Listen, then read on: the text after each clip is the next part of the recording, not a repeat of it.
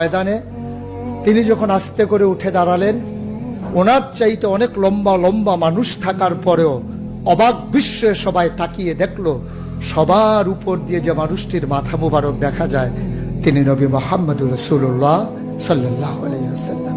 তিনি মধ্যমাকৃতির হওয়ার পরে সবার উপরে তার শির, সবার উপরে তার মাথা।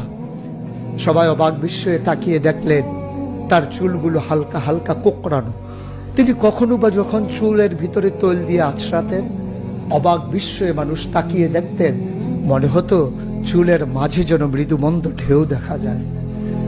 তার কপালটা ছিল চওড়া শুভ্র, তার চোখের ভ্রুগুলো ছিল ধনুকের মতো বাঁকা, তার চোখগুলো ছিল টানা টানা ভাসা ভাসা, তার চোখের পাতাগুলো ছিল গোলাপের পাপড়ির মতো। তিনি কখনো বা যখন চোখের পলক ফেলতেন, অবাক বিস্ময়ে মানুষ তাকিয়ে দেখতেন, মনে হতো মৃদু